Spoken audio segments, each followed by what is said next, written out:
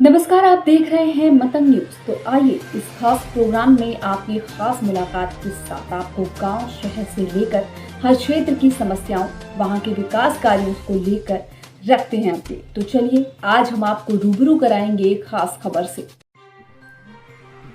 आजमगढ़ बता दें कि बुधवार को दोपहर विधानसभा त्रोलिया के निरीक्षण भवन पहुंचे पंचायत राज मंत्री, अल्पसंख्यक कल्याण व वक्फ बोर्ड के मंत्री एवं राष्ट्रीय अध्यक्ष भारतीय सुहेलदेव समाज पार्टी ओम प्रकाश राजभर ने कार्यकर्ताओं के साथ पंचायत चुनाव को लेकर दिशा निर्देश दिया। मीडिया से वार्ता करते हुए उन्होंने कहा कि आगामी जिला पंचायत सदस्य व पंचायत चुनाव की तैयारी को लेकर हम लोग पूरे प्रदेश में कार्य कर रहे हैं। लोगों का गाँव में भेजना और तरीका सिखाना। कोई नेता चुनाव लड़ रहा है तो उसका तरीका सिखाना, ताकि अभी से जाते रहेंगे तो लोगों में आपसी भाईचारा बनेगा, लोग एक साथ जुड़ेंगे। मुख्यमंत्री जी का साफ साफ कहना है कि हम लोग मिलकर संगठित रहेंगे। आज पूरे प्रदेश में 7.5 साल में कोई भी दंगा नहीं हुआ है, यहाँ संगठित होने का प्रमाण है। कहीं भी दंगा हो रहा था तो संविधान के दायरे में त्वरित कार्रवाई हो रही है, कड़े से कड़े कानून लाए जा रहे हैं। इससे बेहतर तो बिहार में नीतीश कुमार सरकार थी, जिन्होंने किसी तरह की जातिगत जनगणना कार्रवाई करवाई। देश के प्रधानमंत्री मोदी जी जो काम कांग्रेस सपा बसपा नहीं कर पाई, वह कार्य मोदी जी ने किया। चाहे वह धारा 370 हो, जातिगत जनगणना हो, वो भी मोदी जी कराएंगे। पार्टी विस्तार के सवाल पर उन्होंने कहा कि बिहार के 36 जिलों में पूरी तैयारी है, संगठन तैयार हो गया। महाराष्ट्र के मुंबई में 22 सीटें हैं, जहां उत्तर भारतीय 48 से लेकर 50% अकेले हैं। उन 22 सीटों पर हम चुनाव लड़ने की तैयारी कर रहे हैं। एनडीए गठबंधन में सीट मिलेगी तो साथ लड़ेंगे, नहीं तो अकेले ही चुनाव लड़ेंगे।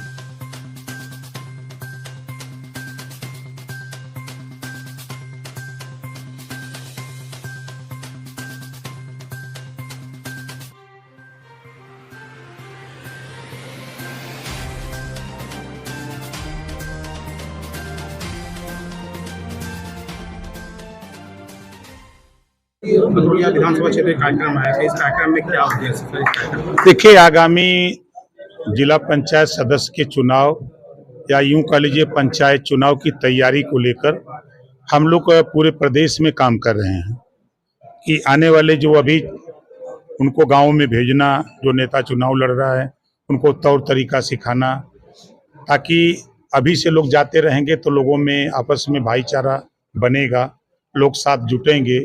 टाइम आने पर एकाएक मैदान में जाने पर बहुत से वोटर ये कहते हैं कि भाई आज क्यों आए हो, पहले आना चाहिए था।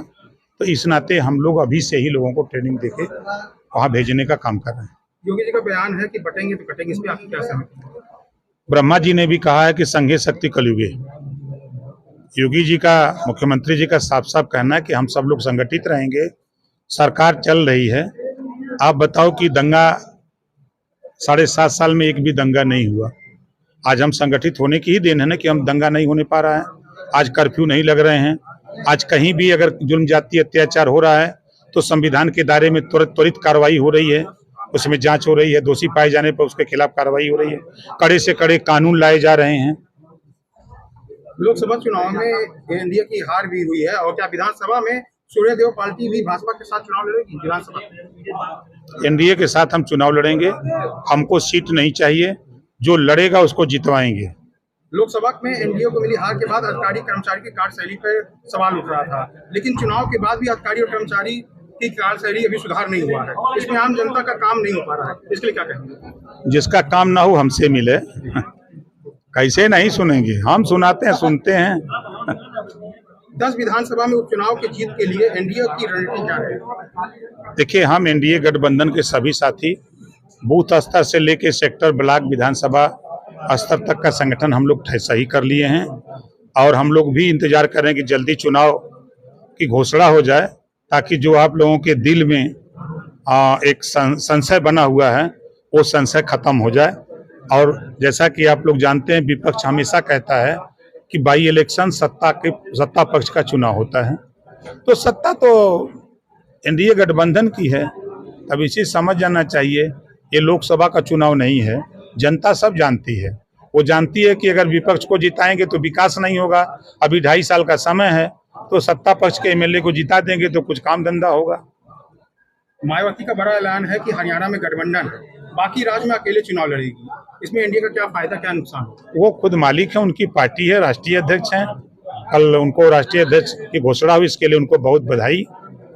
और वो स्वतंत्र हैं, चुनाव न लड़ें, अकेले लड़ें, गठबंधन करें, उसमें किसी का क्या हस्तक्षेप हो सकता है। इंडिया गठबंधन चाहती है, जाति जनगणना चाहती है और आड़ी हुई है, इस पे आपका क्या स्टैंड है?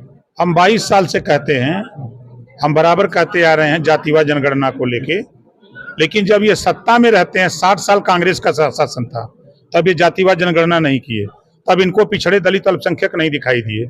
4 बार समाजवादी पार्टी की सरकार थी, तब ये जातिवाद जनगणना नहीं करा पाए। इन लोगों से तो बढ़िया नीतीश जी थे, जो चाप के करा दिए, चाहे गलता सही लेकिन करा दिए। जनजातिकरण होना चाहिए। बिल्कुल, आप देखिएगा ना, हमारे देश के प्रधानमंत्री जी जो काम कांग्रेस सपा बसपा मिल के देश में सरकार बनाए और नहीं चला पाए कर पाए, आपने देखा महिलाओं को आरक्षण मोदी जी ने पास किया, 370 धारा मोदी जी ने किया, उसी तरह जातिवाद जनगणना भी मोदी जी कराएंगे, लिख लीजिए। अयोध्या और मैनपुरी में सपा नेताओं पर रेप का गंभीर आरोप लगा, इसके बाद भी सपा बड़े नेता बचाव में उतर गए, इस पे क्या कहें? भाई, जब उनकी सरकार थी तब उस पार्टी को लोग गुंडों की पार्टी कहते थे, गुंडों की सरकार। तो अब तो नाम आने के बाद तो जो फोटो चेहरे सब वो तो बचाव मुद्रा में रहेंगे ही। आखिरी सवाल ये है कि आपकी पार्टी विस्तार की मूड में है, अन्य राज्यों में आपकी क्या तैयारियां चल रही हैं? पूरी तैयारी है, हम लोग बिहार के 38 जिले में 36 जिले में पूरी तैयारी, संगठन हमारा पूरा हो गया है। महाराष्ट्र में जो बम्बई का इलाका है, जहाँ करीब 22 सीटें हैं, जहाँ उत्तर भारतीय 48 से लेके 50% अकेले हैं, उन 22 सीटों पर हम चुनाव लड़ने की तैयारी कर रहे हैं। हमारे एनडीए गठबंधन में हमको सीट मिलेगी तो साथ लड़ेंगे, नहीं मिलेगी तो अकेले भी लड़ेंगे। आज कई कार्यकर्ता और कई जनता आपसे मिली है, समस्या के लिए प्रार्थना पत्र दिए, उनके लिए आप क्या कहें? देखिए, जो चीजें मिली हैं, हम लोग यहाँ बैठेंगे गाड़ी में, उसको देखेंगे। हमारी प्राथमिकता होगी उस प्रार्थना पत्र को संबंधित विभाग के अधिकारी को भेजेंगे और कहेंगे भी, उनको न्याय दिलाने का पूरा प्रयास करेंगे।